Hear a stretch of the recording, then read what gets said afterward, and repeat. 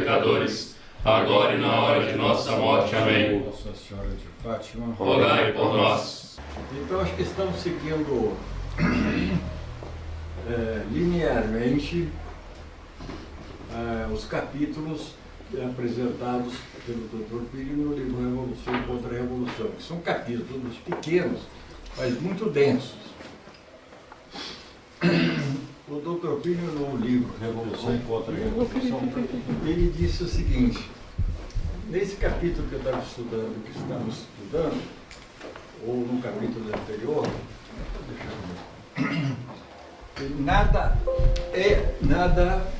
não existe imobilismo nas coisas terrenas. Nas coisas terrenas, pelo simples fato de existirem, elas vão, nascem, crescem, aquilo que é vivo, né? E morre. Tem o seu ciclo. Um vegetal tem o seu ciclo. Os minerais, até os minerais, ao custo de décadas, eles vão se metamorfoseando também algumas coisas.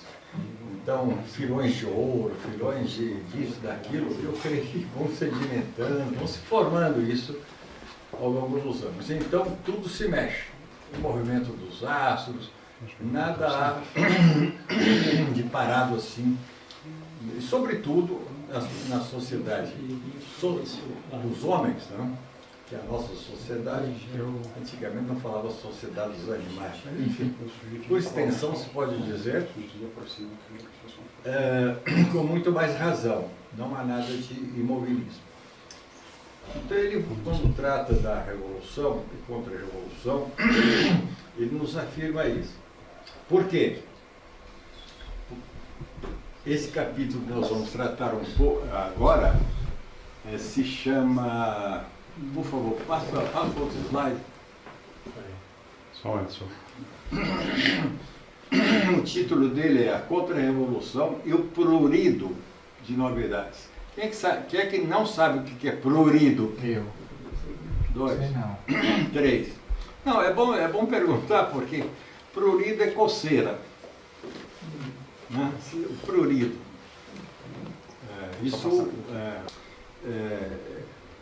Há um dito popular que diz o seguinte: comer e coçar, basta começar, né? Então a Revolução lançou nas pessoas essa espécie de coceira, essa espécie de comichão que a pessoa sente uma necessidade de sempre estar adornado, sempre estar um dia, sempre estar na onda, sempre estar na crista da onda, sempre estar no último grito. Houve termos assim, em várias línguas que caracterizavam bem isso. Na França se usava de dernier cri, isso aí ecoou pelo mundo, a última moda, a última... Vocês conhecem essas coisas aí mais do que nós. Hoje nem sei como é que se diz. Estará quando a pessoa está assim, num minuto, no tempo, deve existir uma expressão, está no vento. Uma vez o Francisco comentou a respeito dessa expressão, estar no vento, não? É a pretensão das folhas mortas. Então elas caem, elas não têm mais vida própria nenhuma, não está alimentada por seiva nenhuma, por tronco nenhum, ela fica ao sabor dos ventos. Então, que graça tem isso? Ela de si não tem mais nada. Então ela morreu, caiu do galho e voou por aí. Então, estar na moda para eles, estar ao vento, significava isso, é a pretensão das folhas mortas. E nós não queremos ser nunca, e não podemos nem imaginar sermos folhas mortas. Queremos ser uma seiva viva, não?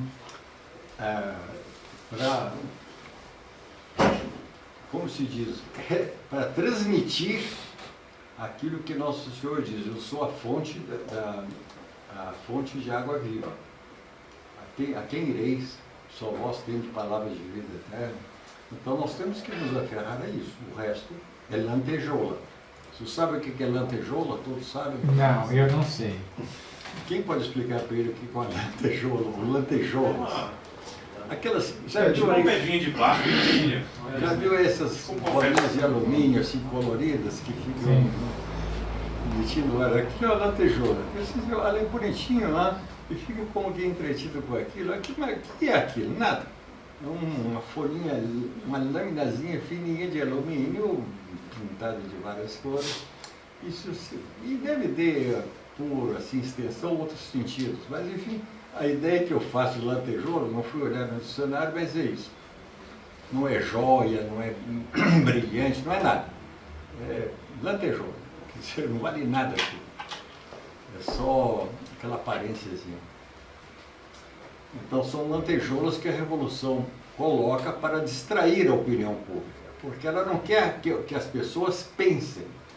Elas querem impor determinadas maneiras de ser, as posturas da Revolução, sem que a pessoa raciocine sobre aquilo, sem que a pessoa recorra a princípios de ordem moral, de ordem social, sobretudo da ordem religiosa, filosófica, eles não querem. Aceita e acabou, melhor aceitar e acabou. Vamos vacinar todos, vamos vacinar todos. Ah, mas eu tenho dúvida. Não, você não tem direito a ter dúvida. A certeza está conosco. De fato, cada ser humano é uma faceta das qualidades de Deus. Não podemos tratá-las assim. Mas então, voltando à afirmação do Dr. Plínio de que nada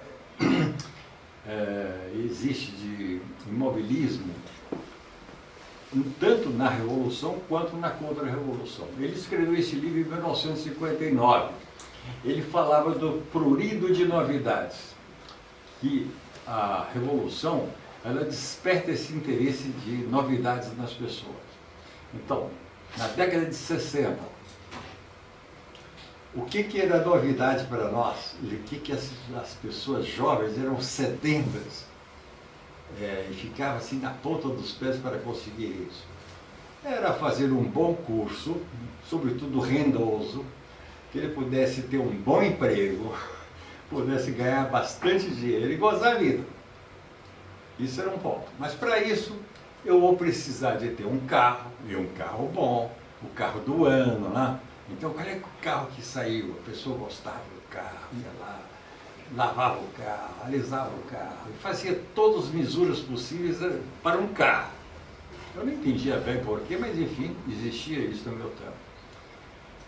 Então, a televisão, aparecia um tipo de televisão preto e branco. Não, mas essa aqui apareceu uma colorida, o que põe um papel colorido assim, que ela colore, não sei o que. Os pobres faziam isso. Depois continuou, a coisa vai, agora precisa de uma tela, né? Uma tela grande, um telão, né? Esses grandões que existem hoje em dia aí, porque você pode fazer isso, pode fazer aquilo. E tem mais isso, e mais aquilo. Me lançaram uma moto. Cada um tinha uma vertentezinha para uma determinada coisa. E, sei lá, existia um carro chamado Carmanguia. Esse Carmanguia, eu não sei se alguém se lembra desse carrinho. Era um carrinho da Volkswagen. O que era o chassi era de Fusca, mas com motor mais potente. E o italiano imaginou lá a carroceria. Deu um carro esporte, vermelhinho, e os rapazes da época gostavam de ter um Carmanguia para chamar a atenção na praça aí das moças e mostrar que ele existia, né? E todo mundo queria ter, olha, o Carmanguia.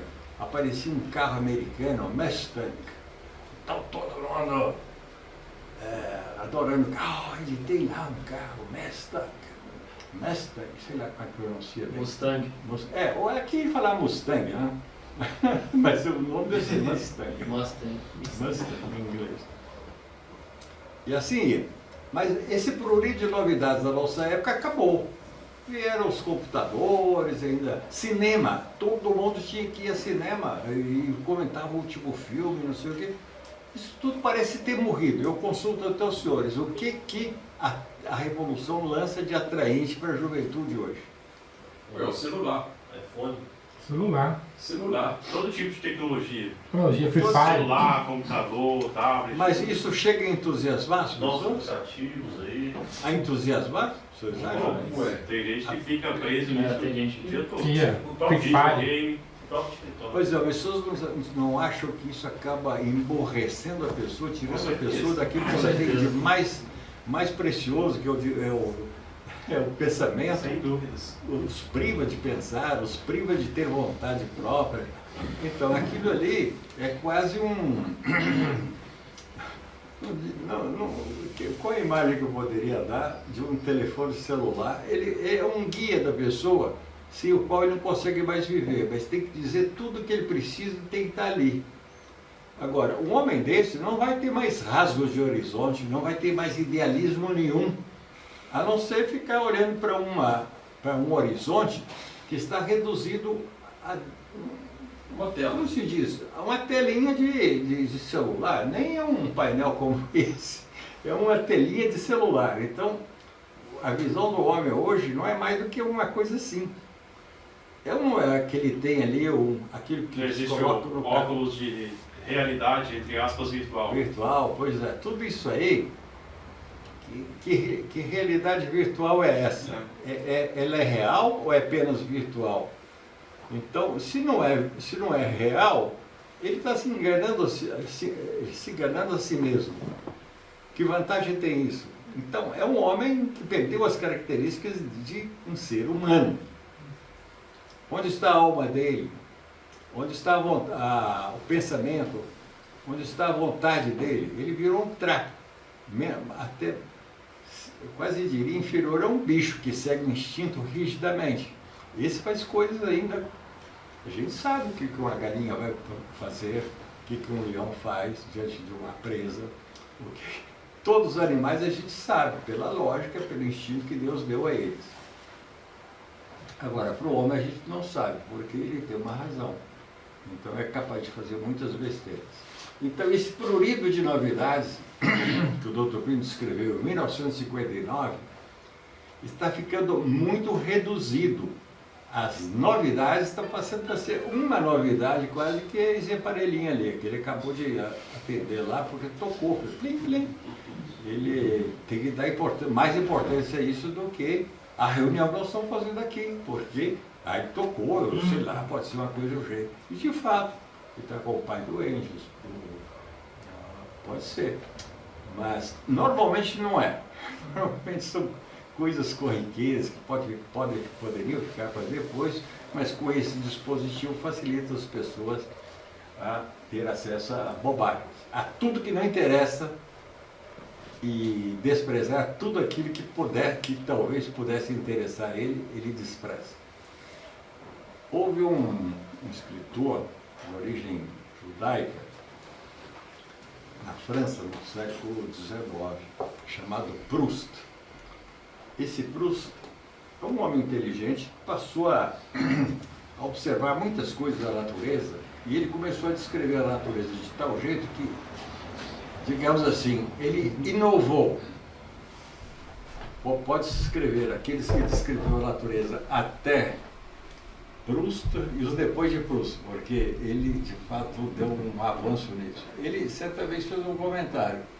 As pessoas, em vez de dar importância aos livros, na época dele, davam importância aos jornais. Como se o jornal dá notícia hoje e amanhã o jornal está velho. Ah, não vou ler jornal velho, não, vou comprar o jornal do dia, que é sempre mais uma... Né? O jornal da véspera já é velho. Então, a gente vê que isso tudo é muito efêmero. Ao passo que os livros não traziam ideias, traziam pensamentos, traziam considerações que a pessoa podia, com vagar, e estudar, chegar às próprias conclusões, desde que ele fosse alfabetizado. Bom, eu fiz essa longa introdução. Para quê? Porque nós vamos tratar do prurido de novidades já muito desgastado. Tudo aquilo que atraía a nossa geração hoje está completamente por terra. Que importância? Eu distingo o carro.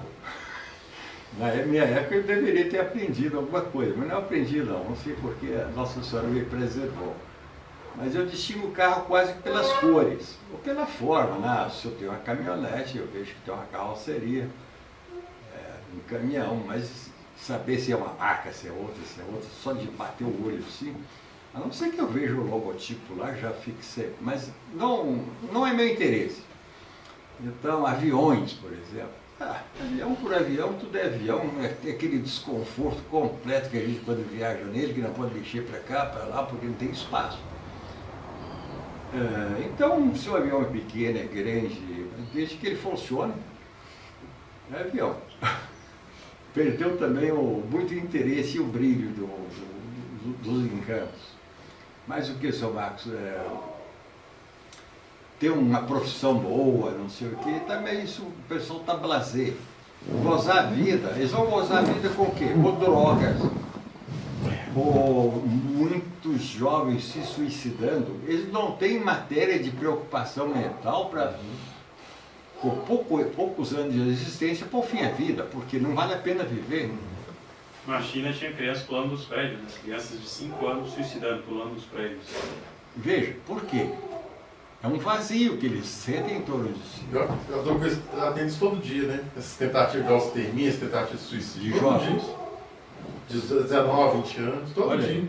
Ou seja, eles estão passando um recibo de um verdadeiro fracasso. Então, a revolução do primo, pouco antes de falecer, ele diz, olha, em matéria de convencimento, de doutrina, a revolução morreu.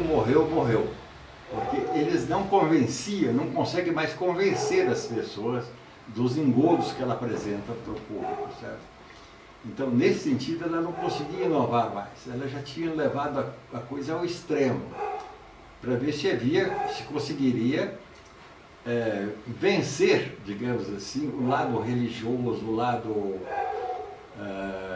natural do homem, e de seguir a doutrina e a lei do nosso Jesus Cristo, moldados pela civilização cristã, que nos foi passado, de certo modo, e alguma coisa longínqua ainda resiste. Agora, outra característica também que a juventude ficou farta é a atração dos jovens para movimentos assim, religiosos sadios, como a missa tridentina. Se estão aqui jovens, não é por outra razão também, porque o que o mundo lá fora vai me oferecer para eu passar a minha existência? Nada, praticamente nada. Então eu prefiro fazer alguma coisa, eu vou fazer uma coisa séria. E aí, por uma graça especial de Nossa Senhora, agora, somos incompreendidos? Somos, porque a Revolução, ao mesmo tempo que lançava um prurido de novidades, a Revolução também procurava denegrir todos aqueles que apontavam, que já punham o dedo, não, olha, cuidado, vocês estão indo pelo caminho errado, eles vinham contra nós. Não tendo argumentos, eles caluniavam. Ah, vocês são isso, vocês são... E começam a inventar todo tipo de coisa, como inventaram ao longo dos séculos. Muitos, para não serem perseguidos, cediam. Agora, o doutor Plínio bateu o pé, falou, olha, eu não só não cedo, mas eu vou adiante, eu vou enfrentá-los. E vou mostrar para vocês que vocês são os covardes, que quando eu os enfrento, vocês não têm argumento. Então, o argumento deles vai ser ou fazer silêncio em torno de nós, e quando falar mal. Inventa-se qualquer coisa, como os senhores sabem que pode inventar, e nos joga, e fica o mundo, não, aquele pessoal lá come maçã. Come maçã? Sim, come maçã. Perigo comer maçã. Quer dizer, umas bobagens, né? Mas o modo que eles apresentam vem com a carga de simbolismo, de negro, um feitiço qualquer, por onde a pessoa só de ouvir dizer que nós comemos maçã já, então perigoso, seita, não sei o que, são contrários a isso, contrários àquilo, e exageram, porque de fato nós somos contrários a muita coisa que não presta, que predomina no mundo de hoje. Mas acho que essa introdução é genérica, mas eu creio que nos ajuda bastante a ver a matéria que vem, tá bom? Vamos ver. E se qualquer dúvida, vocês vão perguntando. Ficou claro ou não? Sim. Então, o que é prurido de novidade? Você já sabe que prurido é uma coceira, né? A pessoa tem uma coceira por novidade, uma torcida por novidade. Né? O que vem amanhã, por exemplo? O que vem amanhã? O que vem no próximo capítulo da próxima novela? O próximo capítulo da novela, então fica na ponta dos pés ali, é mais ou menos isso, tá? Boa imagem. Agora, todo prurido é insaciável. Você começa a coçar, se você quiser coçar, você coça o dia inteiro, não? Porque Aí vem a ansiedade. Quanto mais coça, mais dá vontade de coçar. Depois, então, isso é só para ter ideia. A Revolução soube explorar isso na alma humana. Então, tudo aquilo que saía fim na ponta da Revolução, eles lançavam para as pessoas. E as pessoas ficavam seduzidas com aquilo, faziam daquilo uma distração. Com aqueles inventos tecnológicos, intelectuais e mesmo religiosos até, eles conseguiam fazer. Carismático, então leva o sujeito com uma novidade qualquer, o sítio vai embalado para lá, mas está caindo num outro erro. Hoje deve ser por aí, internet, 5G, 6G, daqui a pouco estão no 15º G. E por que tem tanta novidade? Porque se já está no 15, é porque os outros não deram certo, ou não deram certo em quase.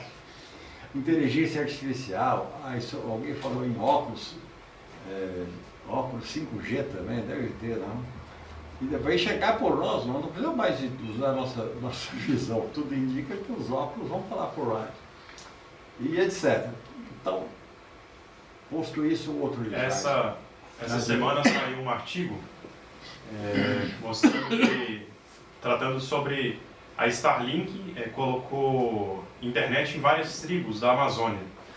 E os indígenas começaram a ficar viciados na internet e também viciados em pornografia. Pronto. Isso. Parecem fazer a coisa porque o que esses índios tinham que entender de internet? Vocês já viveram até hoje sem isso. Isso os direitos humanos dos índios, que defendem os indígenas, a unidade, deveriam falar, não, isso é contra a cultura indígena. Eles sempre consultaram lá os pajés dele, que continue consultando os pajés vão dizer para ele, quiseram fazer ou não fazer. Agora, por que essa história de colocar? Mas quem coloca, já coloca utilizando faca de 2 gumes, para fazer o mal. Quando eles criaram o automóvel, por exemplo, é para limitar a família. Uma pessoa, então, um pai tem um carro que cabe ele, mais a esposa e mais 3 meninos no máximo. Então, é o que ele pode ter, um apartamento também, que vai comprar, é pequeno, um apartamento, não cabe uma família numerosa. Há pouco alguém me mandou aqui uma família de 1901.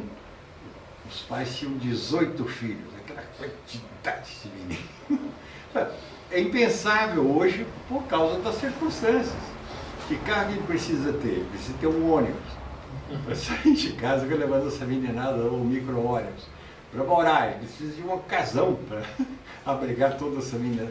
E para cuidar, a criadagem que ele precisava ter para cuidar dessa meninada toda. E assim vai. Então, eles foram criando o mundo moderno, o mundo revolucionário, de acordo com os padrões que eles queriam levar à humanidade. Terceiro. Da contra-revolução. A contra-revolução e o prodígio de novidades. Então, o senhor Marcos Machado teve a oportunidade de me mandar esse esquema já dessa parte. A revolução para caminhar, precisava de um alimento. Qual é esse alimento que ela recebe? É criar expectativa nas pessoas, criar um suspense assim, para o dia seguinte.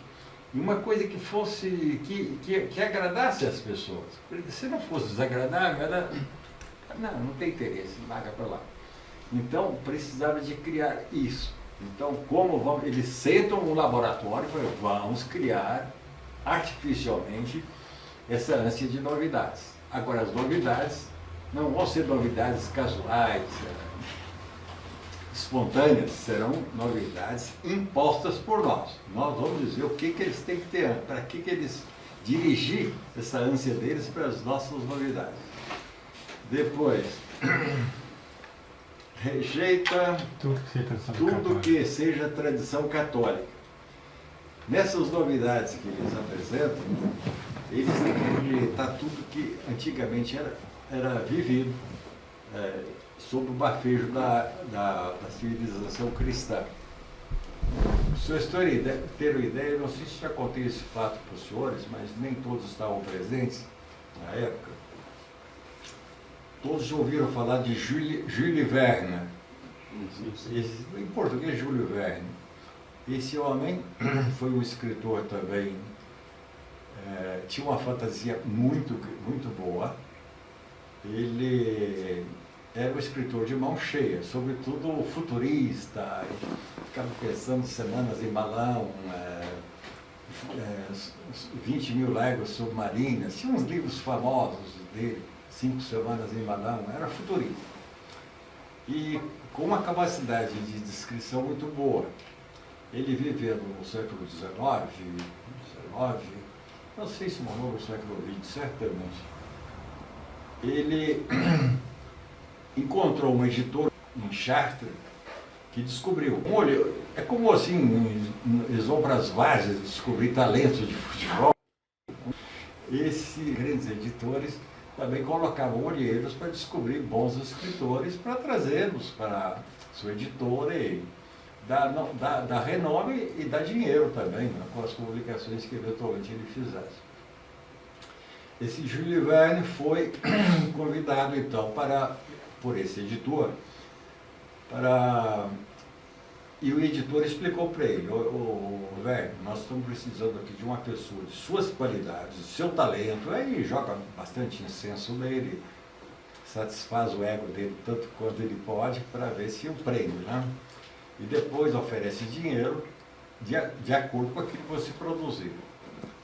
Então, nós precisamos de tirar da mentalidade infantil da França, tirar do universo mental deles, a ideia de heróis, sobretudo heróis católicos, um Roland, um Olivier, Carlos Magno, Santa Joana d'Arc, Roine.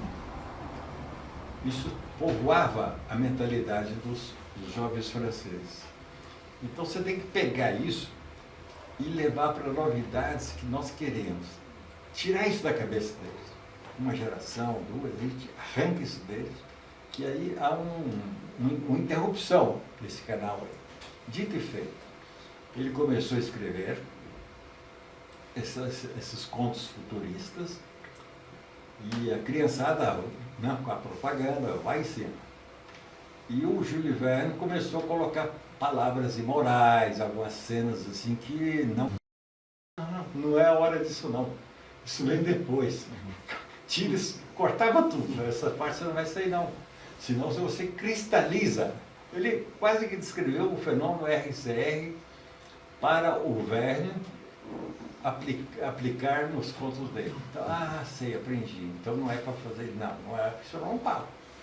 Isso não tem valor esse trabalho. Não é para atender o nosso... E assim fez. Todo mundo lê Jules Verne assim, inocentemente, achando que é uma coisa, né?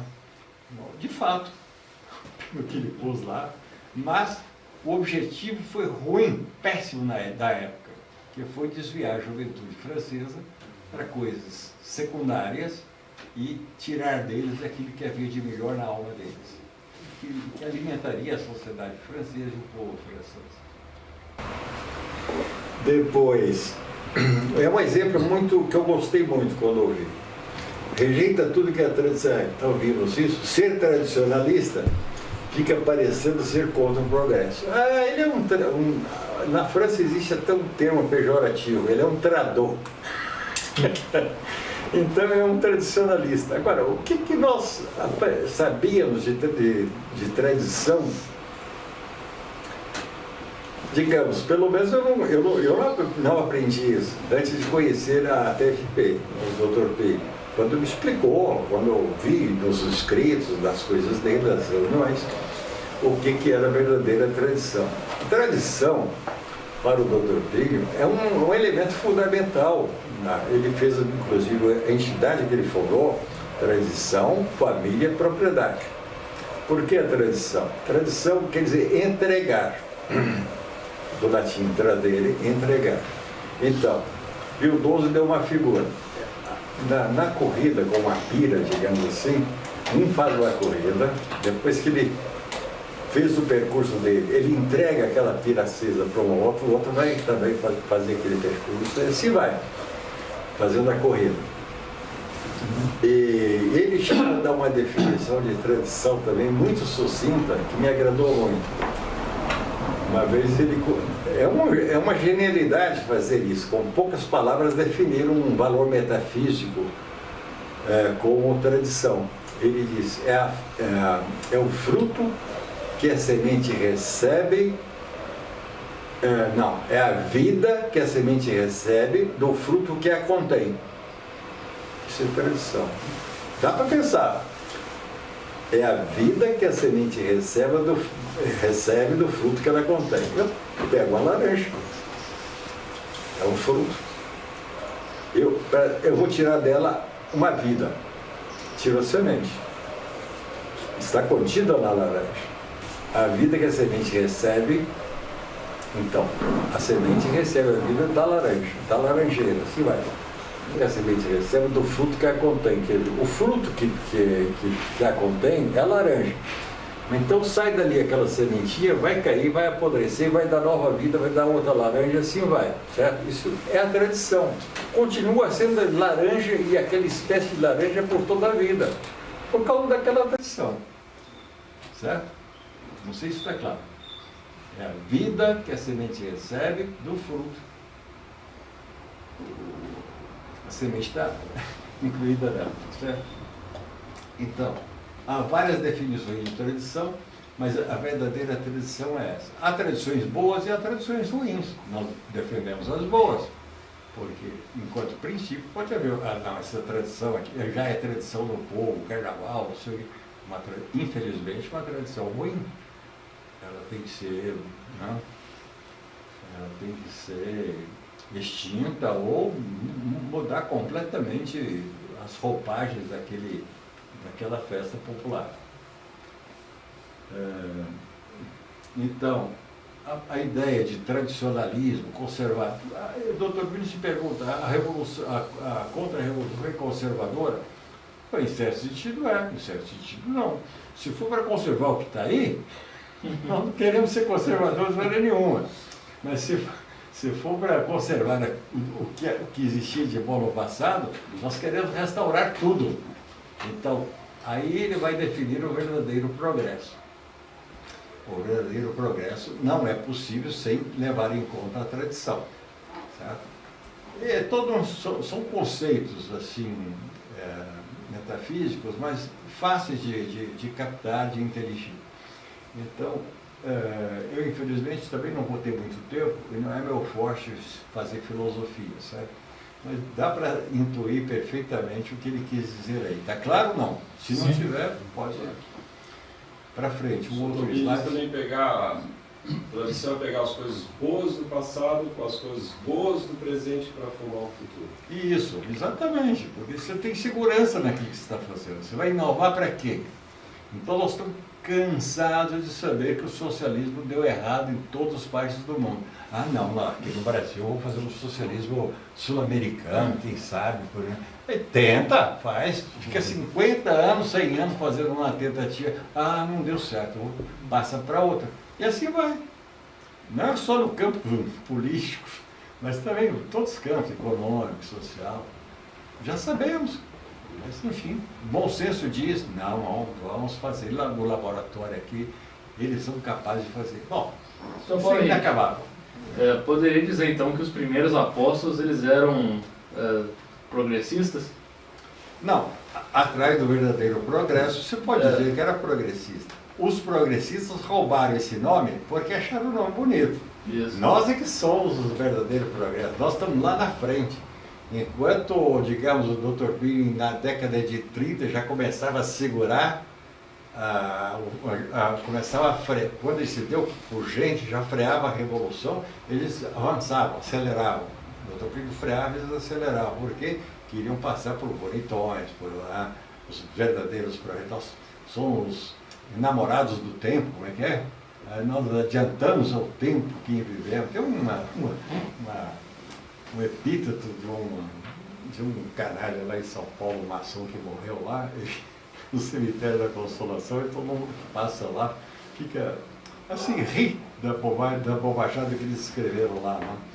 Um homem superior à sua época, nasceu, viveu, morreu para tais ideias, tudo balela, assim, um incenso barato da Revolução, alimentando o ego dele. Então, aqueles que passam, isso tudo é uma lantejura, vanidade.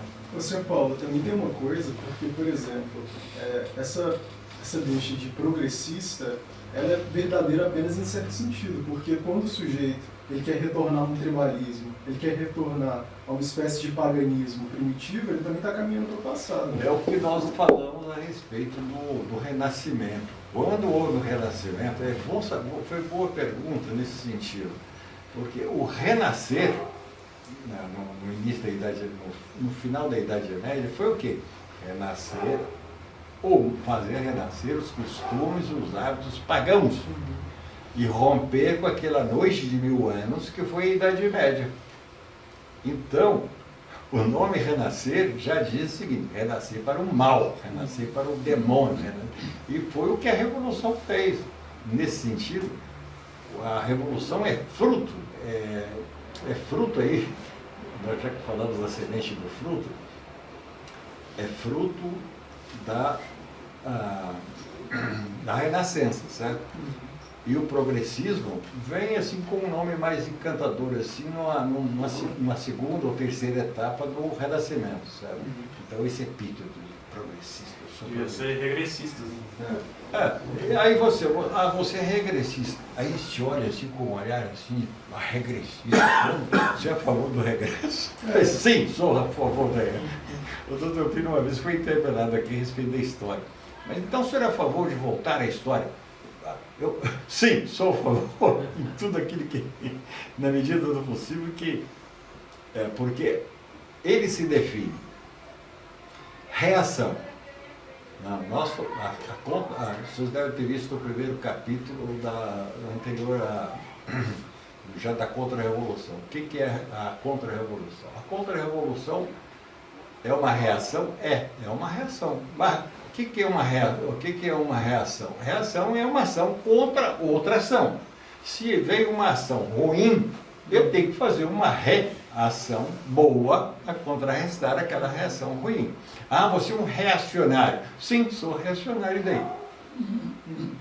Você não fez uma ação ruim, eu estou fazendo uma ação boa, que eu julgo boa. Por que isso está tão implicado assim? É uma ação contra outra ação, 1 a 1. Você faz uma nesse sentido, eu faço outra nesse sentido aqui. Então ele dá exemplos assim, nós devemos ter visto isso aqui, ou vamos ver ainda, do bombeiro quando ataca o fogo num prédio. Está pegando fogo nessa casa aqui, chamamos os bombeiros, vem, é uma ação contra outra ação, uma ação dos bombeiros contra a ação que o fogo está devastando aqui a casa e vai acabar com a casa. Então, infalibilidade é um conceito negativo, infalibilidade, mas que para afirmar uma verdade lídima, claríssima, que é que o Papa é infalível em matéria de fé e costumes. Que a Santa Igreja, nesse sentido, ela é infalível, pelas promessas de nosso Senhor Jesus Cristo, sabe?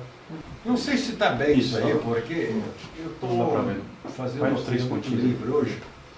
O espírito tradicionalista da Contra-Revolução nada tem a ver de comum com o falso e estreito tradicionalismo que conserva certos ritos, estilos ou costumes por mero amor às formas antigas. Eu gosto. Eu tenho um penor para essas coisas. Não é só por isso. E sem qualquer apreço pela doutrina que os gerou. Vem cá, mas por que existiu aquilo? Ele foi gerado por uma doutrina, e pela doutrina católica, pela civilização cristã, que acaba sendo o fruto transparente da paixão e morte do nosso Senhor Jesus Cristo, da redenção. Agora, o Dr. Brink, ele classifica bem. Se for isso aí se chama arqueologia, não é tradição. Se você gosta de coisas velhas, Então você vai estudar isso como uma ciência, né? Como arqueólogo, não como um verdadeiro guerreiro contra-revolucionário. É um arqueologismo que de si é indiferente. A pessoa estudar velheiras, existem, né, muitos arqueólogos pelo mundo que desempenham sua função com competência e por necessidade. Não sadio e vivo, isso seria arqueologismo não sadio e vivo de tradicionalismo. Isso não representa a tradição. Então, chegar numa sacristia toda encebada, aqueles móveis velhos, aquele cheiro assim de coisas velhas, isso aqui nós defendemos a tradição. Não, vocês defendem uma falsa tradição, porque a tradição devia ter se somado ou se multiplicado para estar hoje no auge, digamos assim, está nesse estágio. Se está aí, ficou parado no tempo, estagnado no tempo. Isso aí é mal fazer. Talvez perguntaram para o Dr. Plínio se os ideais pretendiam voltar à sociedade e à Idade Média. O Plínio fala assim, não, nós não queremos voltar na Idade Média, nós queremos dar continuidade. Ou seja, pegar aquilo ali e levar o mais perfeito possível. Exatamente, isso bem, é isso mesmo.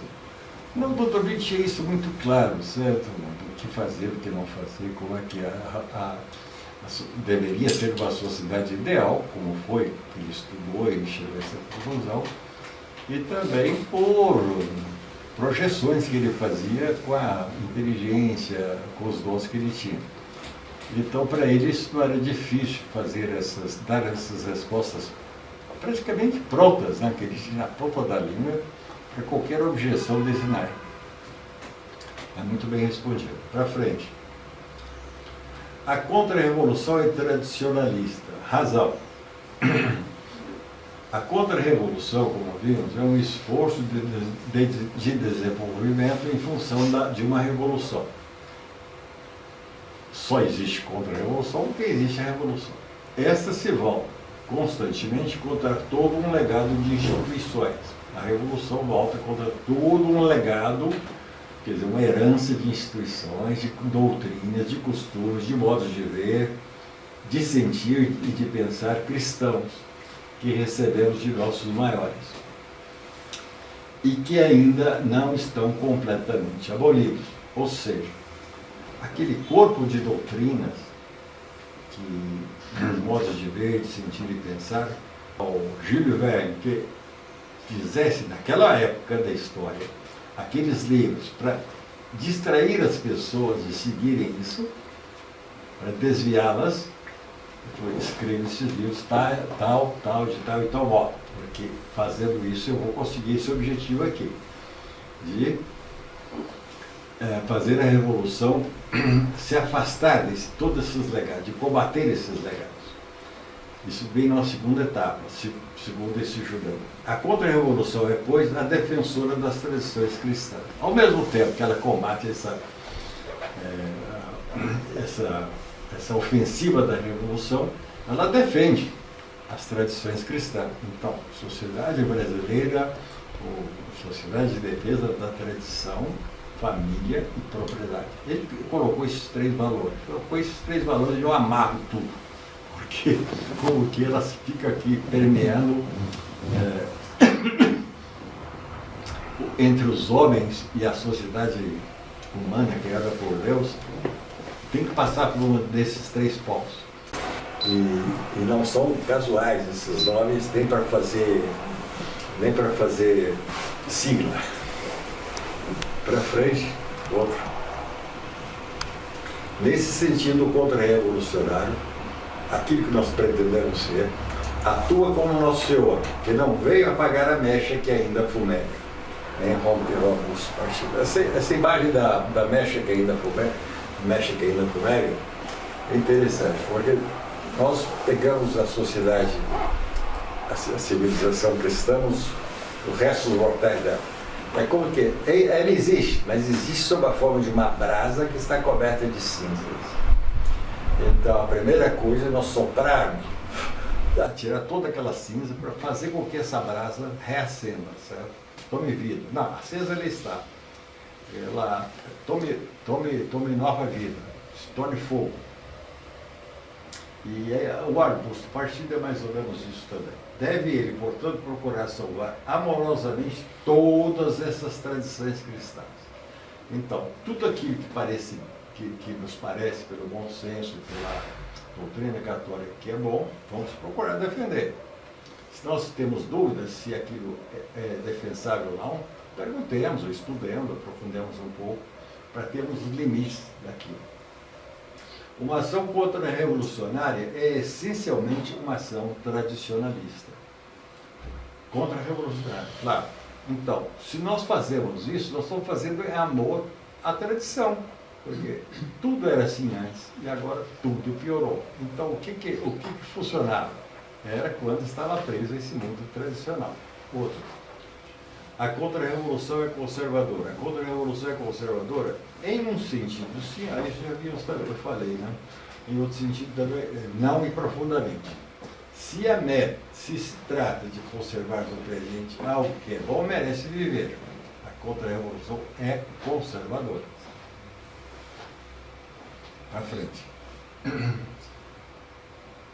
Mas se trata de perpetuar a situação híbrida, misturada, como está hoje, em que nos encontramos, de sustar o processo revolucionário nesta etapa. Por exemplo, a missa tridentina,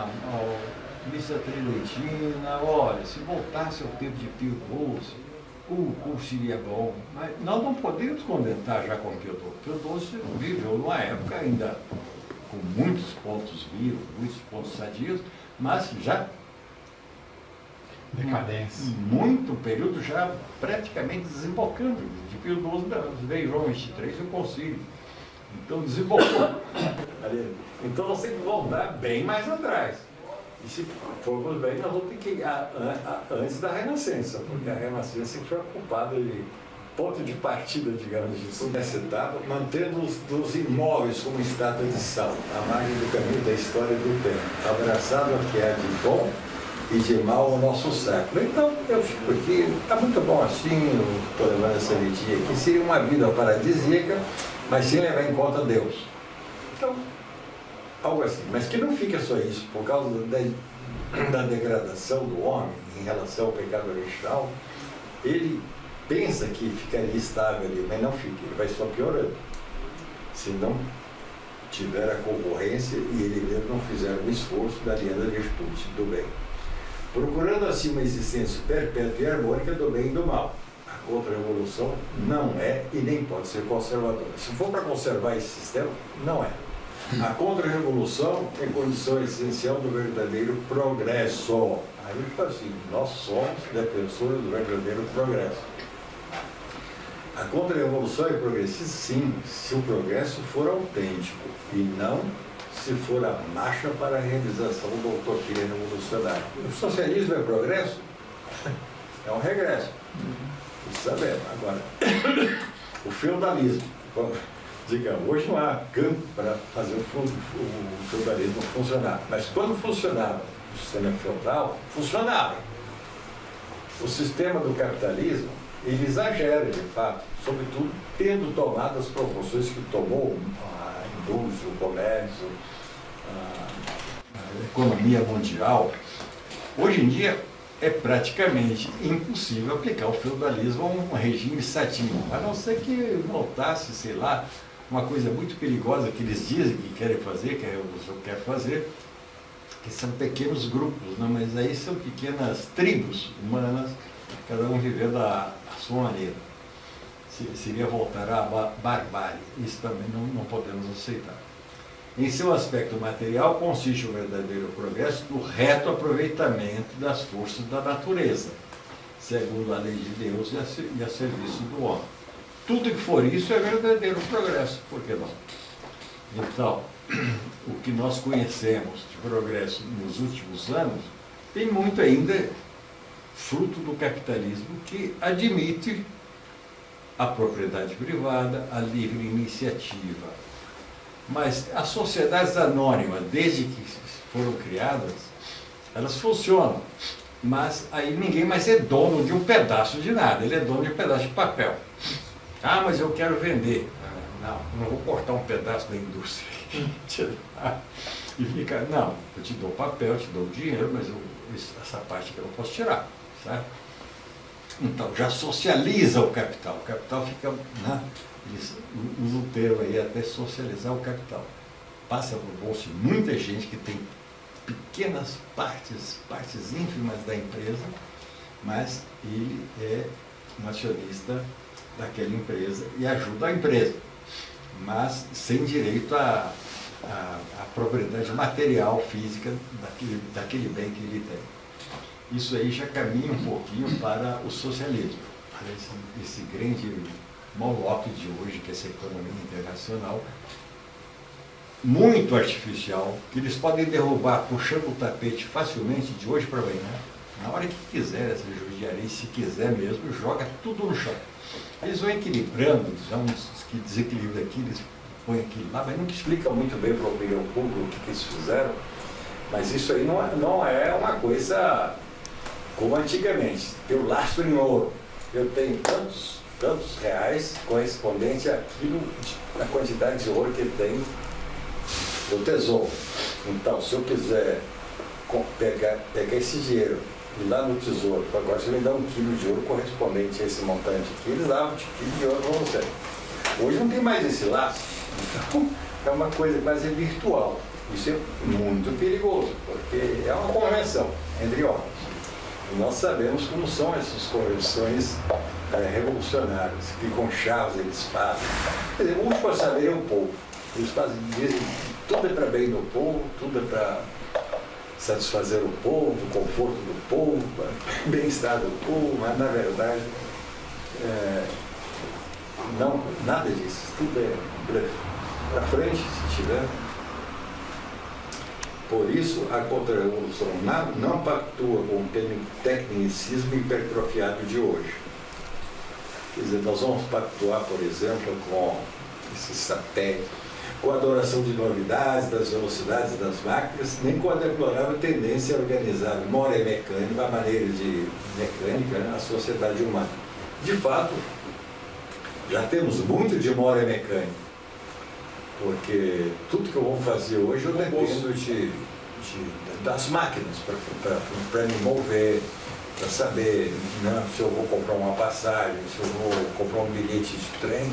É tudo o trem que me leva, é tudo mecânico. Até os cavalos estão sendo abandonados das roças, em substituição as motos vão substituir os cavalos. O senhor vai pedir um lanche, comprar alguma coisa na lanchonete, você não fala mais com o mano, né? Lá com a tela, você digita lá o que o senhor quer, passa o cartão, vai só entrar na janelinha e pega o pedido.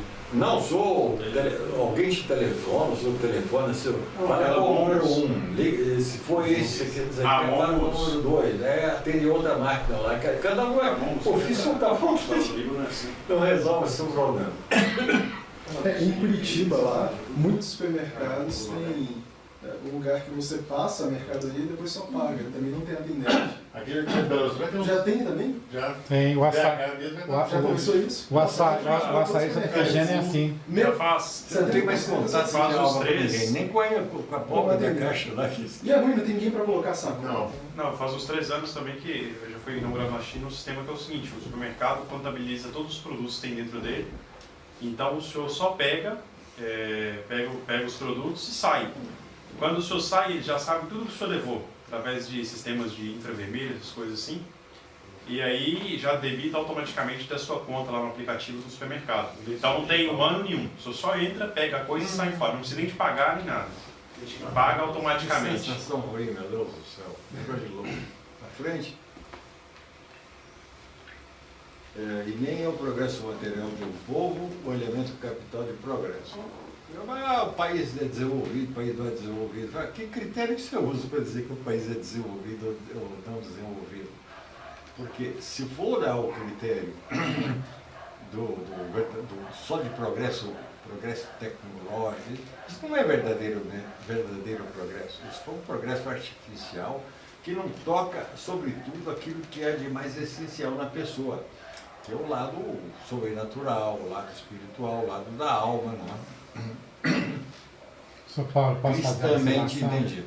Sim, diga. Eu peguei um passageiro ontem no aplicativo, ele é dono de uma loja dentro do Minashop. Sim. Ele falou assim, olha, a loja tem há 30 anos, desde que eu inaugurou o Minashop. Com a vinda da pandemia, cresceu muito compras pela internet, para entregar em casa. Ele mexe com roupa, tênis, boné, cinto. Com esse movimento cresceu muito, o pessoal está deixando de ir na loja. Aí minhas vendas despencaram. E esse mês de junho é o último mês da minha loja que eu estou fechando. Aí uma mudança repentina. Repetindo, por causa da pandemia. É o novo normal. Em alguma medida, eles venceram nesse sentido. Então, exemplo característico. Consiste, sobretudo, no plano de desenvolvimento de todas as suas potências de alma. E na ascensão dos homens arrumam a uma perfeição moral. Se a Idade Média não fosse interrompida, ela estaria arrumando nesse sentido. Seria uma anticâmara do céu, não uma sociedade quase angélica, apesar de habitadas por homens que foram atrás da perfeição moral. E qual foi o pecado que ocasionou isso na Idade Média? O Dr. Bruno fala do pecado imenso, que foi assim a faísca, né, de uma alma, uma vocação muito grande, suscitada por Deus, não correspondida. E a partir daí, como que, se ele fechou aquela graça, como é, vou usar uma antítese, veio a desgraça, certo? E a partir daí o mal se articulou. Ele deu o nome Revolução a partir do momento em que o mal sempre houve, em razão do demônio. Mas era que o mal lá, tá bem, o mal ali, era um mal na ponta desse dedo, depois era uma gripe, não tinha nada a ver uma coisa com a outra. Hoje não, tudo está relacionado. Por quê? Porque o demônio se... A revolução é universal. O mal se organizou, ela se tornou universal, una, dominante, processiva, todas aquelas características vistas no primeiro capítulo, ou nos primeiros capítulos, se encerra aí. Ela se tornou uma. Então, e depois é uma comunhão, assim como existe a comunhão dos santos. A comunhão dos santos, não sei se vocês têm ideia, se uma pessoa virtuosa faz um ato bom aqui, isso repercute, digamos assim, em todo o orbe católico, até nas almas do purgatório, porque é a comunhão dos santos. Então, a virtude praticada pelo Henrique, essa virtude, um ato virtuoso que ele fez, repercute em todos nós, em todo o orbe católico, ao passo que um pecado também desses revolucionários repercute em todo o orbe mundial, todos aqueles que se deixam afetar pelo demônio, certo? Então, nesse sentido, ele... Sim. Tá bom? Mais alguma coisa? Uma dúvida que eu tenho, Sr. Paulo, por exemplo, hoje, dentro do sistema econômico reinante que nós temos, que é o capitalismo, em certa medida ele corresponde à lei natural, pelo respeito à propriedade privada, à lei da iniciativa, Exato. mas os seus excessos e também as suas degenerações contribuem, em certa medida... Muito, inteiramente. Mas eles também atacam Você tem um mercado, por exemplo, no Brasil que aceita a prostituição, aceita o comércio de coisas ilícitas. E depois o seguinte, isso facilita uma coisa que o Dr. Brito também combate, que é o gigantismo, essas multinacionais. Isso aí é errado. Ele definiu, para uma sociedade ser sadia, é necessário que as propriedades, os bens, devem ser proporcionais àquilo que uma família pode trocar. No momento em que excede a família, que transcende a família, sai da família para arranjar um gerente, arranjar um diretor, não sei o quê, acabou. Esse é o seu limite. Você faz isso, deixa para o próximo fazer a outra parte. Então, o limite seria esse. Né? Seria no momento em que você necessitasse de utilizar uma pessoa que não fosse da sua família para ajudá-lo a dirigir e a gerir a sua empresa. Chegou esse tamanho, pare, não vá mais além. Agora não, isso foi aumentando. Um engole o outro. Daí a pouco ficam 2, 3 gigantes no mundo dominando tudo. Aí, para eles combinarem entre si, muito mais fácil, porque uma coisa era a combinação de milhões e milhões de pessoas explorando um determinado ramo de venda de alimentos. Depois de colocar 2 ou 3, nós vamos colocar o preço que nós quisermos, porque nós temos um monopólio. Vamos fazer isso, é fácil Por deduzir. exemplo, pegar a Coca-Cola, ela compra todos os refrigerantes de micro-regionais que vão aparecendo. A gente que faz caravana pelo Brasil todo, praticamente todo refrigerante de comum, assim, de regional, que o senhor toma tem o símbolo da Coca-Cola. Ela Pois é, compra tudo. compra tudo. Essa marca tudo. O macarrão. O senhor Medani tinha um tio, ele em Ponte Nova tinha uma fábrica de macarrão que ótimo. Tá bom. Essa marca, o cara, que ótimo, que bom, que não sei o quê. A Que Bom foi lá, quis comprar dele. Ele negociou o preço, já que estão querendo comprar, vem de longe, esse não te vale alguma coisa. Ele já tinha até fechado a fábrica, mas tinha o nome ainda. Mas é curioso, eles vão assambarcando tudo. Aí coloca 2, 3 marcas que dominam o mundo e aí pronto.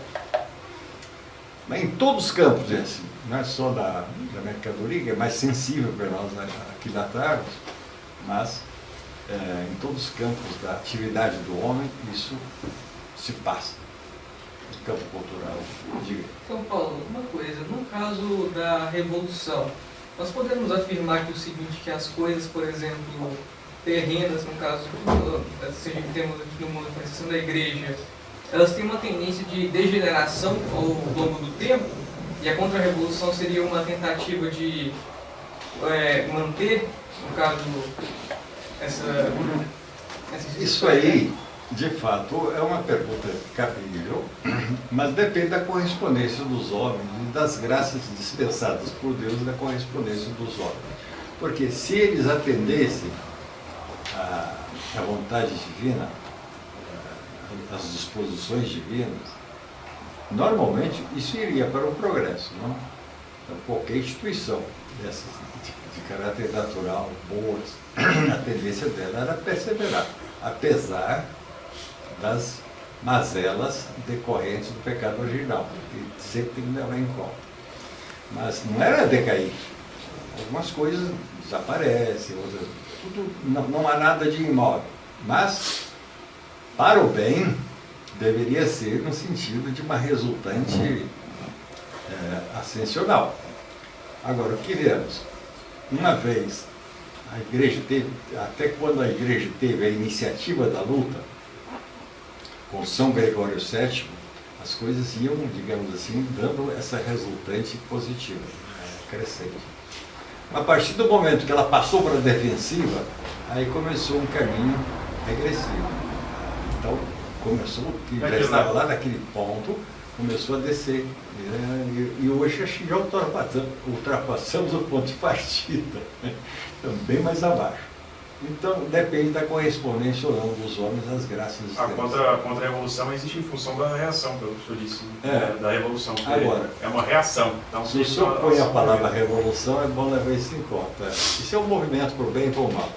Agora, a revolução entra num determinado período da história, quando esse mal se articulou e começou a agir, aí sim, teria que ter surgido, como surgiu, aliás, na história, São Tomás, devemos ter visto, ou vamos ver, Santo Inácio de Loyola com a contra-reforma. O Lutero fez a falsa reforma dele, a pseudo-reforma, veio Santo Inácio fez a contra-reforma. Assim também. A Revolução foi caminhando, o doutor Pio falou, vou fazer a contra-revolução. Ele deu um nome, descreveu o fenômeno, tudo. Nesse sentido foi ímpar em toda a história. Foi uma criatividade dele. Ninguém pode, se bem que ele já tem usado, a partir de alguns que já tinham levantado o nome, mas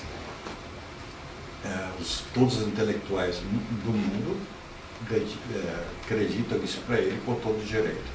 Espírito Santo. Maria, cheia de graça, o Senhor é convosco. Bendita sois vós entre as mulheres, e bendito é o fruto do vosso ventre, Jesus. Santa Maria, Mãe de Deus, rogai por nós, pecadores, agora e na hora de nossa morte. Amém.